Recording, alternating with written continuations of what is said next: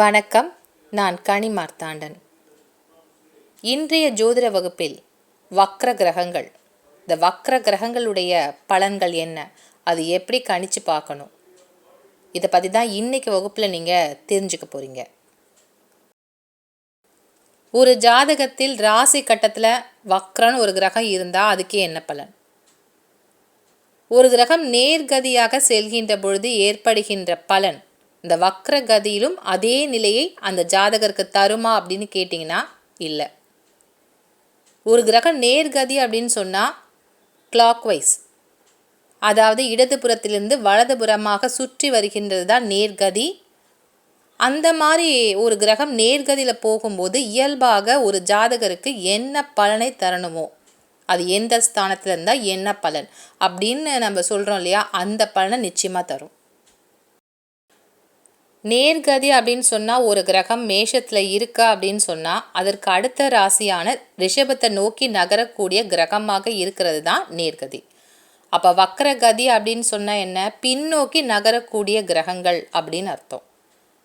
இந்த கிரகங்கள் பின்னோக்கி நகருதா அப்படின்னு சொன்னால், ஒரு கிரகம் மேஷத்தில் வக்ரமாக இருக்கு அப்படின்னு சொன்னால் மீன ராசியை நோக்கி நகருகிறது அப்படின்னு சொல்லி நம்ம அர்த்தம் எடுத்துக்கணும். அப்படின்னா முன்னோக்கி நகரக்கூடிய கிரகங்கள் தான் இந்த நேர்கதி.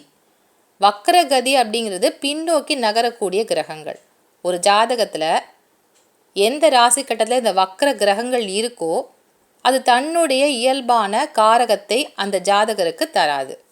அதற்கு நேர்மாறான பலன்களை தான் அந்த ஜாதகருக்கு வக்ரகதியில் இயங்கக்கூடிய கிரகங்கள் தரும். இந்த 9 கிரகங்களுமே வக்ர நிலையில் வேலை செய்யுமான்னு கேட்டிங்கன்னா இல்லை. சூரியன், சந்திரன், ராகு, கேது இந்த 4 கிரகங்களுக்குமே வக்ர நிலை என்பது கிடையாது. இயல்பாகவே பார்த்தீங்கன்னா ராகு கேது பின்னோக்கி நகரக்கூடிய கிரகங்கள். அது சாயா கிரகங்கள் இல்லையா, அதனால் பின்னோக்கி தான் நகரும். இருந்தாலும் இந்த 4 கிரகங்களுக்கு வக்ர நிலை என்பது இல்லை. சூரியன், சந்திரன், ராகு, கேது இந்த 4 கிரகங்களுக்கு வக்ர கதி என்பது கிடையாது. மற்ற 5 கிரகங்கள் செவ்வாய், சனி, புதன், சுக்கிரன், குரு இந்த 5 கிரகங்களும் வக்ர கதியில் இயங்கக்கூடிய கிரகங்கள். அதை வச்சு எப்படி ஒரு ஜாதகத்தில் பலன் எடுக்கணும் அப்படிங்கிறத பற்றி இன்றைய வகுப்பில் நீங்கள் தெரிஞ்சுக்கலாம். அதற்கு என்ன மாதிரி விதிகள்லாம் இருக்குது, அது ஜாதகத்தில் என்ன மாதிரி ஒரு பலன் ஜாதகருக்கு தரும் அப்படிங்கிறத பற்றியும் இன்றைக்கி வகுப்பில் நீங்கள் சுவாரஸ்யமாக தெரிஞ்சுக்க போகிறீங்க. இப்போ நீங்கள் பார்க்க போகிறது எப்பொழுது கிரகங்கள் வக்ர நிலை என்பதை அடையும் அப்படின்றத பற்றி தெரிஞ்சுக்கலாம். ஏன்னா கோச்சாரத்தில் நீங்கள் பார்த்தீங்கன்னா இப்பொழுது சுக்கிரன் வக்ர நிலையில் இருக்கின்றார், சனி வக்ர நிலை பெறப்போகிறார் அப்படின்னு சொல்லி நிறைய பெயர்ச்சிகளை பற்றின பதிவுகள்லாம் நீங்கள் பார்த்துருப்பீங்க. அப்படின்னா எப்படி இதை கணிக்கிறாங்க அப்படிங்கிறத முதல்ல பார்க்கலாம். இந்த கணிப்புக்கு அப்புறமா எப்படி பலன்கள் எடுக்கணுங்கிறத பற்றி நான் சொல்லித்தரேன். முதல்ல வக்ர கிரகங்கள் எப்பொழுது கோச்சாரத்தில் ஒரு கிரகம் வக்ரம் என்ற நிலையை அடையும் அப்படிங்கிறத பற்றி தெரிஞ்சுக்கலாம். கோச்சாரத்தில், அதாவது சூரியன் நின்ற ராசிக்கு 5ஆம் இடத்தில் ஒரு கிரகம் நிற்கின்ற பொழுது அது வக்ரம் என்ற நிலையை தொடங்கி இருக்கும். அதற்கு 7வது இடம் என்பது அதிவக்ர நிலை. சூரியனிலிருந்து 9ஆம் இடத்திற்கு ஒரு கிரகம் நின்றால் அது வக்ர நிவர்த்தி நிலை ஆரம்பம். இப்படி எடுத்துக்கணும். இப்படி தான் இந்த கோச்சாரத்தில் இந்த சூரியன் இருக்கின்ற பொழுது கிரகங்களுக்கு எப்பொழுது வக்ர நிலை ஏற்படும் அப்படிங்கிறத பற்றி கணிப்பு.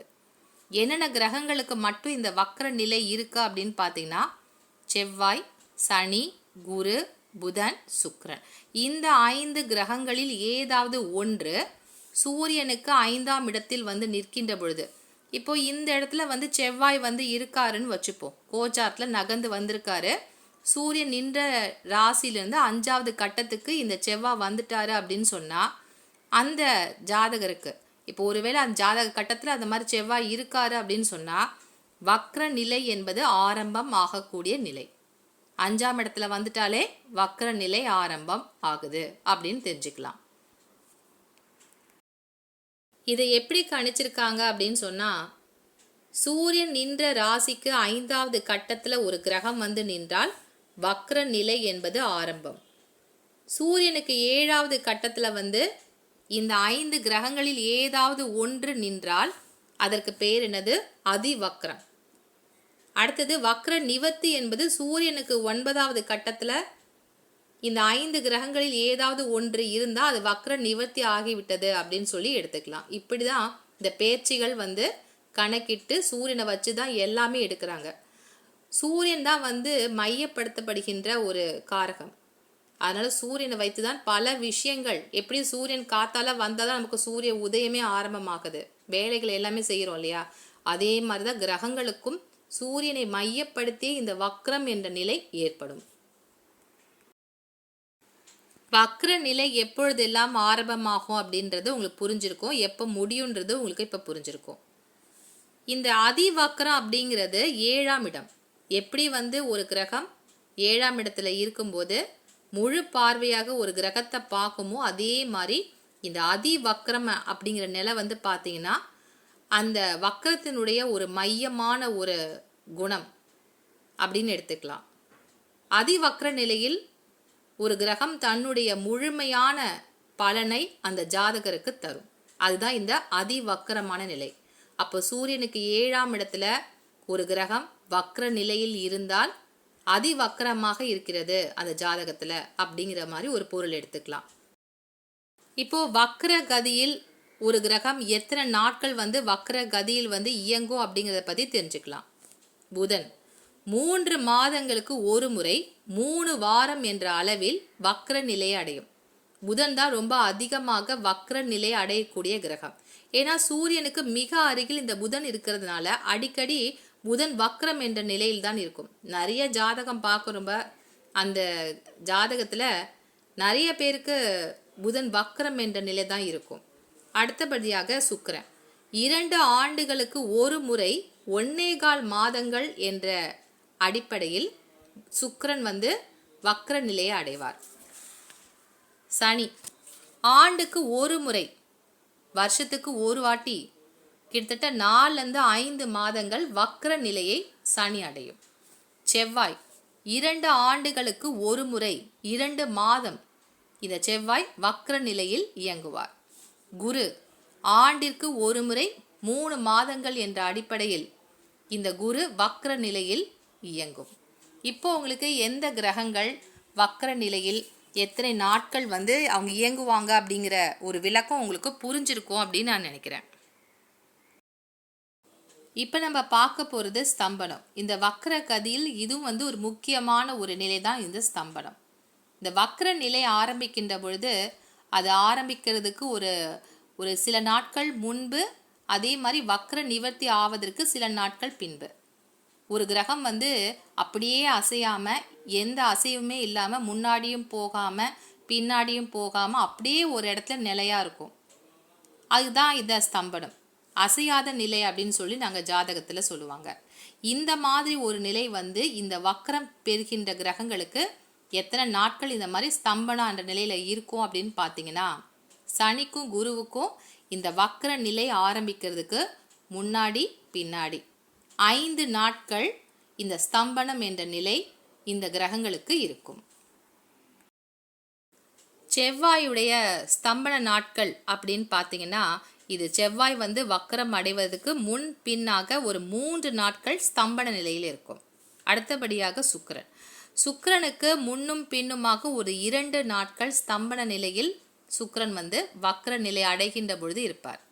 புதனுக்கு முன்னும் பின்னுமாக ஒரே ஒரு நாள் மட்டும்தான் ஸ்தம்பனம் என்ற நிலை இந்த புதனுக்கு இருக்கும். இப்படி தான் இந்த ஸ்தம்பன நிலையை வந்து நம்ம வந்து கணக்கிடணும். அதுக்கு அடுத்தபடியாக எத்தனை நாட்கள் வந்து வக்ர நிலை அப்படின்றத நம்ம பார்க்கலாம். இதுக்கு முன்னாடி நீங்கள் பார்த்தது எல்லாமே பார்த்தீங்கன்னா அது வந்து எத்தனை மாதங்கள் அப்படிங்கிற மாதிரி நான் சொல்லியிருந்தேன். இப்போது சனியை பொறுத்தவரையில் வக்ர நாட்கள் என்பது 140 நாட்கள் வந்து மிக சரியாக வக்ர நிலையை வந்து சனி அடையும். பொறுத்தவரையில் 120 நாட்கள் வக்ர நிலையில் இயங்குவார். செவ்வாய் 80 நாட்கள் வக்ர நிலை அடையும். சுக்கிரன் 42 நாட்கள் வக்ர நிலையில் இருப்பார். புதன் பார்த்தீங்கன்னா 24 நாட்கள் வக்ர நிலையில் இருப்பார். இதுக்கு முன்னாடி நான் இந்த வக்ர கதியில் இயங்கும் போது எத்தனை மாதங்கள் அப்படிங்கிற மாதிரி மாத கணக்கு தான் உங்களுக்கு நான் சொல்லியிருந்தேன், நீங்களும் பார்த்துருப்பீங்க. ஆனால் வந்து ரொம்ப துல்லியமான நாட்கள் அப்படின்னு சொன்னால் இப்போ சனிக்கு வந்து பார்த்தீங்கன்னா 4லேருந்து 5 மாதங்கள் அப்படின்னு நான் சொல்லியிருக்கேன். அப்போ 4லேருந்து 5 மாதங்கள் என்ன கணக்கு அப்படின்னு பார்த்தீங்கன்னா 140 நாட்கள் மிக துல்லியமாக சனி தன்னுடைய வக்ர நிலையில் இயங்குவார். இப்படி இந்த கிரகங்களுக்குரிய மாதங்கள், ஏன்னா சில ஜோதிட நூல்களில் மாதங்கள் வாரங்கள் அப்படின்னு கொடுத்துருப்பாங்க. அப்போ நீங்கள் அதை படித்து பார்த்துட்டு அது எத்தனை சரியான துல்லியமான நாட்கள்னு உங்களுக்கு தெரியாமல் இருக்கலாம் இல்லையா? அதுக்காக தான் இப்போ நான் அதற்கான ஒரு துல்லியமான நாட்களையும் உங்களுக்கு நான் தந்திருக்கேன். இதையும் நீங்கள் படித்து பாருங்க, எழுதியும் வச்சுக்கோங்க. இது வரைக்கும் நீங்கள் எப்படி வந்து ஒரு கிரகம் வக்ர நிலை அடையும், சூரியன்லேருந்து எந்த இடத்துல ஒரு கிரகம் வந்து நிற்கின்ற பொழுது அது வக்ர நிலை என்ற அமைப்பை பெறும், எப்பொழுது வக்ர நிவர்த்தி ஆகக்கூடிய அமைப்பு இருக்கா அப்படிங்கிறத புரிஞ்சிட்ருப்பீங்க. எந்த கிரகங்களுக்கு வக்ர நிலை இருக்கு, அதே மாதிரி இந்த வக்ர கிரகங்களுக்குரிய நாட்கள் என்ன, எத்தனை நாட்கள் அது வக்ர கதியில் தான் இயங்கும் அப்படிங்கிறதையும் நீங்கள் புரிஞ்சிட்ருப்பீங்கன்னு நான் நினைக்கிறேன். இப்போ நீங்கள் பார்க்க போகிறது பலன்கள். இப்போது உங்களுடைய ஜாதகத்தில் ஒரு வக்ர கிரகம் இருக்கு அப்படின்னு சொன்னால் அது அந்த ஜாதகருக்கு என்ன பலனை தரும் அப்படிங்கிறத பற்றின விதிகளை இப்போ நீங்கள் தெரிஞ்சுக்க போகிறீங்க. முதல்ல வக்ர கிரகம்னா என்ன அப்படிங்கிறது நல்லா புரியணும். அப்படி புரிஞ்சுக்கிட்டாதான் நமக்கு ஒரு கிரகத்தினுடைய பலன்களை எடுக்கிறதுக்கு ரொம்ப சரியான பலன்களை எடுக்க முடியும். ஒரு கிரகம் வந்து தன்னுடைய இயல்பில் இருக்குது அப்படின்னு சொன்னால் அது நேர்கதியில் செல்லக்கூடிய கிரகம் வந்து தன்னுடைய இயல்பில் தான் இருக்கும். அது நல்ல பலனை கொடுக்கணுன்ற விதி இருக்குது அப்படின்னு சொன்னால் கண்டிப்பாக தரும். அதே வந்து ஒரு வக்ர கிரகமாக மாறுகின்ற பொழுது பின்னோக்கி நகரக்கூடிய கிரகமாக அவர் செயல்படுவார் இல்லையா? அப்போ என்ன பண்ணும், இப்போ நீங்கள் படத்தில் பார்த்துட்ருக்கீங்க இல்லையா, இந்த படம் நான் எதுக்காக எடுத்தேன் அப்படின்னு பார்த்தீங்கன்னா தன்னுடைய முகம் எப்படி இருக்குன்றது தெரியாமல் இருக்கிறதுக்காக இந்த அலங்காரம் பார்த்தீங்கன்னா ரொம்ப வித்தியாசமாக இருக்கும். இதை பார்க்கும்போது நமக்கு இவர் எப்படி தான் இருப்பார், இவருடைய முகம் எப்படி இருக்குன்றது நம்மளால் சரியாக கணிக்க முடியாது. அது மாதிரி தான் இந்த வக்ர கிரகங்களும் தன்னுடைய உண்மையான ஒரு ரூபத்தை காட்டாமல் சில மாற்றங்களுடன் வேலை செய்யும், இயல்பாகவே இருக்காது. இப்போ உதாரணத்திற்கு ஒரு குழந்தை அம்மா கிட்ட வளர்றதுக்கும் மாற்றான் தாய் கிட்ட வளர்றதுக்கும் வித்தியாசம் இருக்கும் இல்லையா? ரெண்டுமே அம்மா தான். ஆனால் அம்மா வந்து எப்படி இருப்பாங்க, கண்டிப்பிலும் சரி அன்பிலும் சரி ஒரு குழந்தை எப்படி சரியாக அந்த குழந்தைய வந்து எடுத்துகிட்டு போகணுன்றது அவங்களுக்கு தெரியும். அதில் ஒரு கனிவு இருக்கும். ஆனால் மாற்றாந்தாய் அப்படிங்கிறப்போ அந்த கனிவை எதிர்பார்க்க முடியாது, அவங்க அன்பாக இருப்பாங்கன்றது சொல்ல முடியாது. இது நான் உதாரணத்துக்கு தான் சொல்கிறேன். அதனால் மாற்றாந்தாய் போக்கு தான் இந்த வக்ர கிரகங்கள் ஒரு ஜாதகருக்கு பலனை தரும்.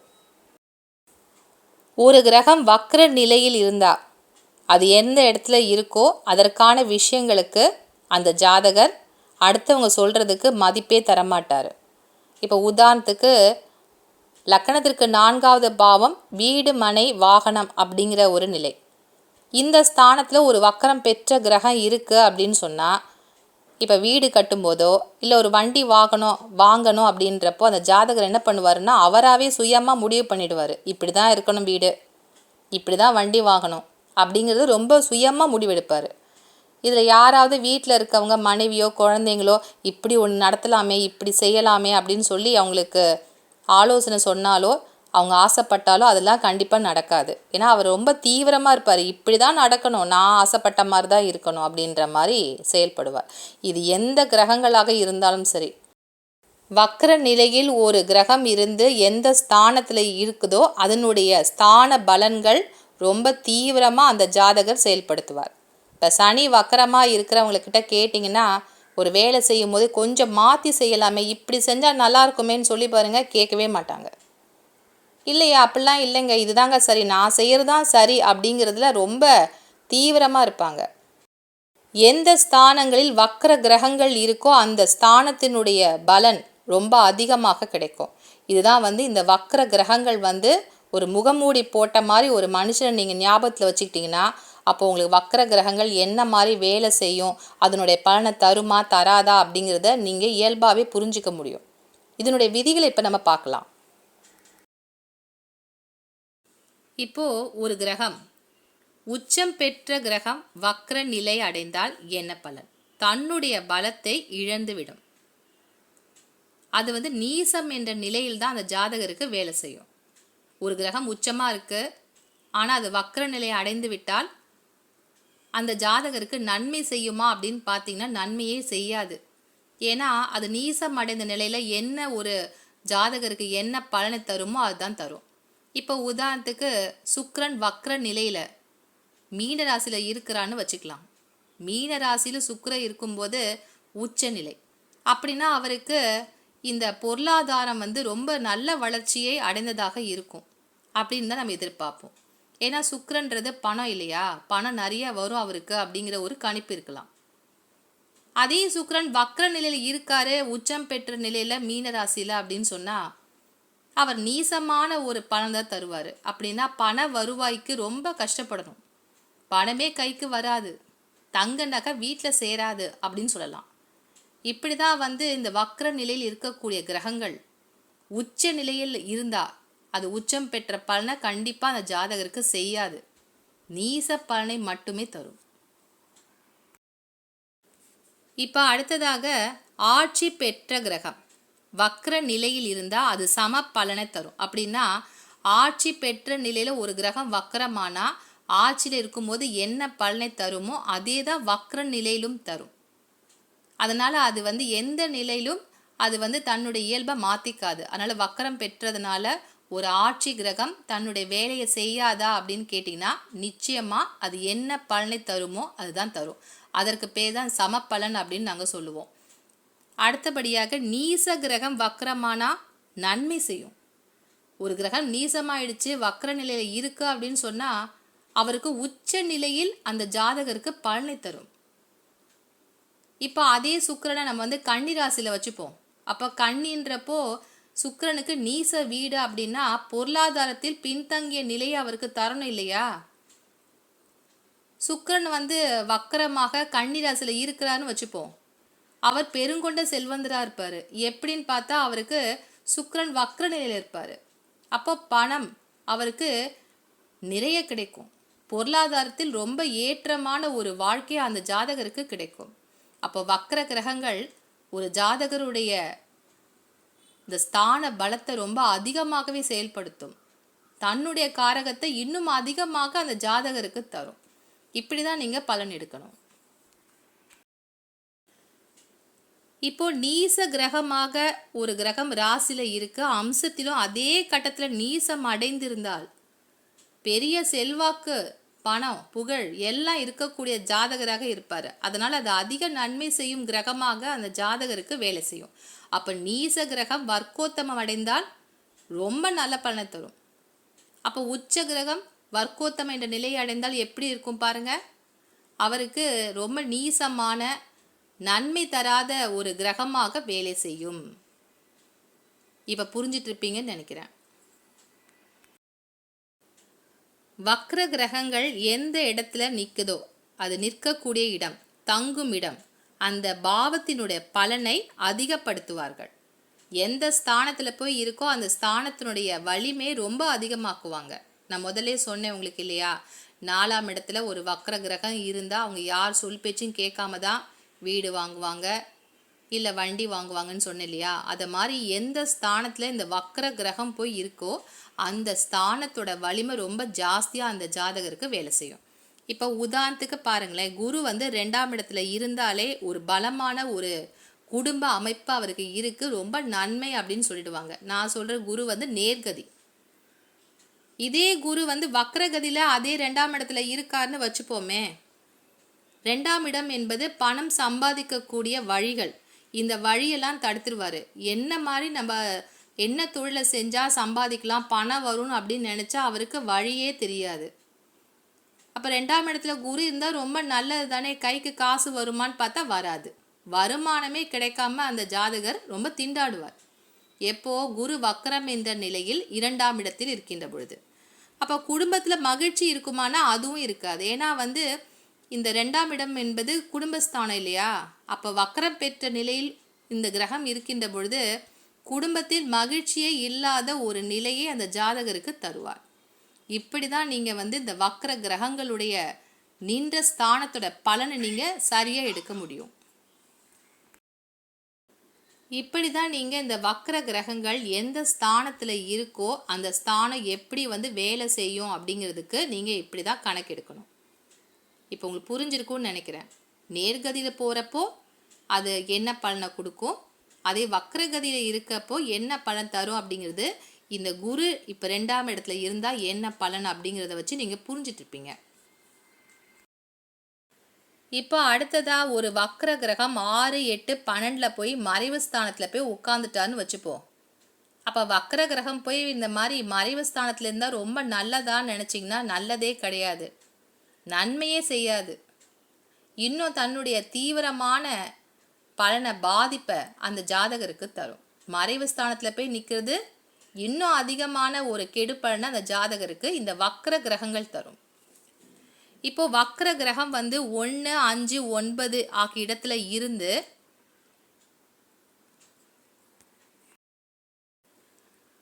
1 அப்படிங்கிறது லக்கணம் இல்லையா, 1, 5, 9 இந்த 3 ஸ்தானங்களுக்குரிய அதிபதிகள் வக்ர நிலையில இருக்காங்க அப்படின்னு வச்சுக்கலாம். இந்த கிரகங்கள் 11ஆம் இடத்துல போய் இருக்கும்போது அந்த ஜாதகருக்கு ரொம்ப பெரிய யோகம்.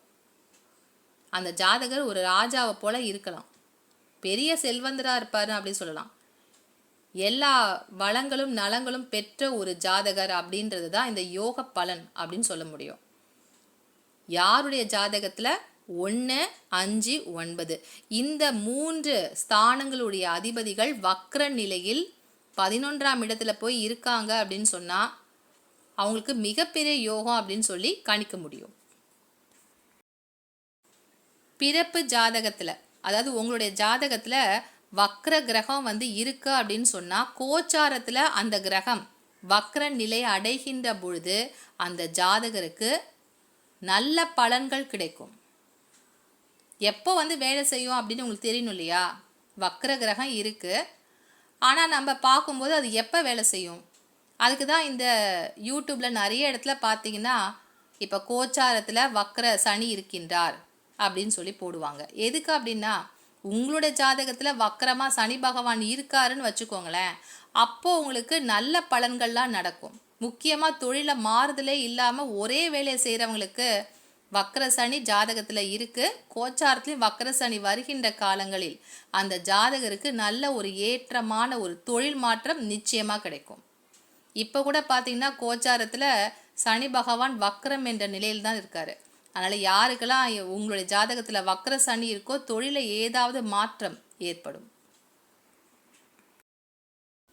வக்ர சனி ஜாதகத்தில் இருக்கு அப்படின்னு சொன்னால் இப்போ கோச்சாரத்துலேயும் நான் வந்து சனி வந்து வக்ர காலம் தான் சொன்னேன் இல்லையா, அதனால் உங்களுக்கு பண வருவாய் ஏற்படும், கடன் சுமை தீரக்கூடிய காலம், அதுக்கப்புறம் உங்களுடைய தொழிலில் ஒரு மாற்றம் ஏற்படக்கூடிய காலம் அப்படின்னு தான் நீங்கள் பலன் எடுக்கணும். இப்போது உங்களுக்கு உண்மையாகவே உங்களுடைய ஜாதகத்தில் வக்கரத்தில் தான் சனி இருக்காரு அப்படின்னு சொன்னால் உங்களுக்கு கடன் சுமை தீரும். அப்படின்னா பணம் வந்தால் தானே நீங்கள் கடனெல்லாம் அடைப்பீங்க. அப்போ உங்களுக்கு பணம் வர வேண்டிய காலம் இதுதான் அப்படிங்கிறத தெரிஞ்சுக்கோங்க. வக்ர கிரகங்கள் அதனுடைய பலன்களை தன்னுடைய தசா புத்தி காலங்களில் தான் அந்த பலன்கள் வந்து கிடைக்கும். மற்ற கிரகங்களுடைய தசாவோ புத்தியோ நடக்கின்ற பொழுது இந்த வக்ர கிரகங்கள் தங்களுடைய பலன்களை தரமாட்டாங்க. வக்ர கிரகங்கள் எதுவோ அதனுடைய தசா நடக்குது அப்படின்னு சொன்னாலும் சரி, இல்லை புத்தி நடக்குது அப்படின்னா தான் இந்த வக்ர கிரகங்கள் தன்னுடைய பலனை ஜாதகருக்கு தருவார்கள். ஆட்சி, உச்சம், நீசம் இந்த 3 அமைப்பில் இல்லாத ஒரு கிரகம் வர்க்கோத்தமம் என்ற நிலையில் அம்சத்திலும் ராசியிலும் ஒரே கட்டத்தில் இருக்கு அப்படின்னு சொன்னால் அந்த ஜாதகருக்கு யோகமான ஒரு நிலை நிச்சயமாக வரும்.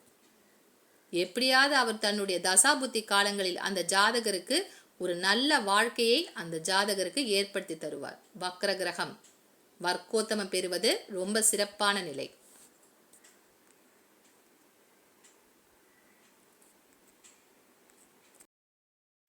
பொதுவாகவே ஒரு ஜாதகத்தில் ஒரு வக்ரம் கிரகம் இருக்கிறதே வந்து ஏதாவது ஒரு பாதிப்பை தரும் அப்படின்னு சொன்னால், நிறைய கிரகங்கள் வக்ர நிலையில் இருக்குது அப்படின்னு சொன்னால், ஒரு 2-3 கிரகங்கள் வக்ர நிலையில் ஜாதகத்தில் இருக்குது அப்படின்னு சொன்னால் அந்த ஜாதகருக்கு இளமையிலே கொஞ்சம் கஷ்டமான ஒரு சூழ்நிலையை தரும். முதுமையில் தான் அவங்க வந்து கொஞ்சம் கஷ்டம் இல்லாமல் இருப்பாங்க. முதுமையில் தான் இந்த ஜாதகர் கொஞ்சம் நல்ல பலன்களை எதிர்பார்க்க முடியும். இளமையிலே கஷ்டம் அப்படின்னு சொல்கிறாங்கள, யாருக்கு அதிகமான வக்ர கிரகங்கள் ஜாதகத்தில் இயங்குதோ அவங்களுக்கு சின்ன வயசுலேயே ரொம்ப கஷ்டமான ஒரு பொருளாதாரம் சூழ்நிலை இருக்கும். இப்போ வக்ர கிரகம் வந்து 6, 8, 12 போய் நின்றால் நன்மை செய்யாதுன்னு சொன்னேன் இல்லையா?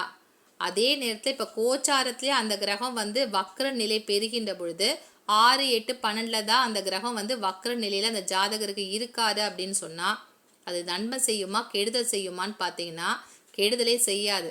வக்ர கிரகம் வந்து கோச்சாரத்திலும் வக்ரம் பெற்ற நிலையில் இருக்கின்ற பொழுது 6, 8, 12 என்கின்ற மறைவு ஸ்தானத்தில் போய் இருந்தாலும் அந்த கிரகம் கோச்சாரத்தில் வக்ர நிலையில் வருகின்ற பொழுது எந்த கெடு பலனுமே அந்த ஜாதகருக்கு செய்யாது. அப்படின்னா கோச்சாரத்தில் அந்த கிரகம் வக்ர நிலை இல்லை என்றால் ஏதாவது பிரச்சனைகளையும் பாதிப்புகளையும் தரும் அப்படிங்கிறது தான் விதி. இந்த வக்ர கிரகங்கள் வந்து மனிதர்களை மட்டும்தான் பாதிக்குமா அப்படின்னு பார்த்தீங்கன்னா இல்லை. கோச்சாரத்தில் வக்ர கிரகங்கள் வருகின்ற பொழுது நாட்டிலும் பலவிதமான பிரச்சனைகள் வரும். இப்போ முக்கியமாக வந்து பார்த்தீங்கன்னா செவ்வாய் வந்து வக்ர கதியில் இருக்காரு அப்படின்னு சொன்னால் நாட்டில் வந்து வெள்ளம், புயல், பூகம்பம், தீ விபத்து போன்ற பிரச்சனைகளால் மக்கள் வந்து இந்த கூட்டு மரணம் அப்படிங்கிறது ஏற்படும். ஒருவேளை செவ்வாய் வக்ரம் பெற்று கோச்சார சனியும் அதே மாதிரி இணைவு இருக்குது அப்படின்னு சொன்னால் அதிகமான கெடுப்பலன்கள் நடக்கும். இப்போ பார்த்தீங்கன்னா நம்முடைய கோச்சாரத்திலும் சனி வக்ரம் என்ற நிலையில் தான் இயங்கி கொண்டிருக்கின்றார். இப்படி கோச்சாரத்தில் சனி வக்ரம் என்ற நிலையில் இயங்குகின்ற பொழுது இந்த கூட்டு மரணங்கள் மக்களுக்கு அதிகமான பாதிப்புகளை தரக்கூடிய காலமாக இயங்கும். இப்போ வக்ர கிரகங்களுக்கு எப்படி பலன் எடுக்கலான்றதை பற்றி பார்க்கலாம். ஒரு ராசி கட்டத்தில் இப்போ இதுதான் லக்கணம், மேஷ லக்கணம் அப்படின்ற மாதிரி வச்சுக்கலாம். மேஷ லக்கணத்திற்கு யார் வந்து லக்னாதிபதி? செவ்வாய் தான் லக்னாதிபதி. இந்த செவ்வாய் வந்து எங்கே இருக்காரு அப்படின்னு பார்த்தீங்கன்னா கடகராசியில் இருக்காரு. நீசம் பெற்ற நிலையில் அந்த செவ்வாய் இருக்காரு. பொதுவாக இப்போ வக்ரம் இல்லை, வெறும் செவ்வாய் மட்டும்தான் இருக்கா அப்படின்னு சொல்லி வச்சுக்கிட்டோம் அப்படின்னு சொன்னால் இந்த ஜாதகருக்கு சுகஸ்தானம் என்பது கெட்டுவிட்டது. அப்போ அவர் தன்னுடைய சுகத்துக்காக சுயமாக சம்பாதித்து வீடு மனை இந்த விஷயங்கள்லாம் வாங்க முடியாத ஒரு ஜாதகர் அப்படின்னு மாதிரி எடுத்துக்கலாம். ஏன்னா சுகஸ்தானமே கெட்டு போயிடுச்சு. லக்னாதிபதியே நீசமாக இருக்கார். அப்போது அவரால் சம்பாதிச்சு பொருள் ஈட்டி இந்த விஷயங்கள்லாம் நல்லா அவருக்கு பிடிச்ச மாதிரி திருப்தியாக வாங்க முடியுமா அப்படின்னு கேட்டிங்கன்னா அந்த விஷயம் வந்து திருப்தியாகவே அவருக்கு இருக்காது. இதே செவ்வாய் வந்து வக்ரம் பெற்ற நிலையில் இந்த நீசமான கடகத்தில் வந்து இருக்கும்போது அவருக்கு எல்லாமே ரொம்ப டான்டான அமையும். வீடு ரொம்ப அருமையாக இருக்கும். அவர் எதிர்பார்த்த விஷயங்கள்லாம் அவருக்கு தேடி வரும். சுகஸ்தானம் வந்து அவருக்கு அருமையாக செயல்படும். ஏன்னா வக்ரம் பெற்ற நிலையில் தானே இங்கே வந்து செவ்வாய் இருக்காரு. அப்போ அவருக்கு நல்ல பலன்களை தருவார். அதே மாதிரி இந்த வக்ர கிரகங்கள் வந்து எந்த ஸ்தானத்தில் இருக்கோ அந்த ஸ்தானத்திற்கு பின்னாடி இருக்கக்கூடிய ஸ்தானத்தில் அந்த வக்ர கிரகம் இருந்தால் என்ன பலன் அப்படிங்கிற மாதிரி நீங்கள் பலன் எடுக்கணும். இப்போ மேஷ ராசியில் ஒரு கிரகம் வக்ரம் பெற்ற நிலையில் இருக்கு அப்படின்னு சொன்னால் மீன ராசியில் போய் அமர்ந்தால் அவர் எந்த கிரகங்கள்லாம் பார்ப்பார்,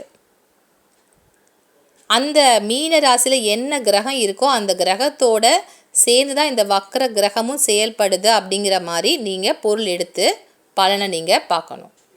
இது ரொம்ப முக்கியமான விஷயம். ஏன்னா ஸ்தான பலன் அப்படின்னு பார்க்குறப்போ வக்ர கிரகங்கள் நிற்கக்கூடிய இடத்தை விட அதற்கு பின்னாடி இருக்கக்கூடிய இடத்துல அந்த வக்ர கிரகங்கள் இருந்தால் என்ன பலன் அப்படிங்கிற மாதிரி நீங்கள் எடுத்து பார்த்தீங்கன்னா மிக துல்லியமாக உங்களுக்கு அந்த ஸ்தான பலன்றது கிடைக்கும். வக்ர கிரகங்கள் இயல்பில் இல்லாமல் பின்னோக்கி நகரக்கூடிய கிரகங்கள்ன்றது உங்களுக்கு நல்லா புரிஞ்சிட்ருக்குன்னு நான் நினைக்கிறேன்.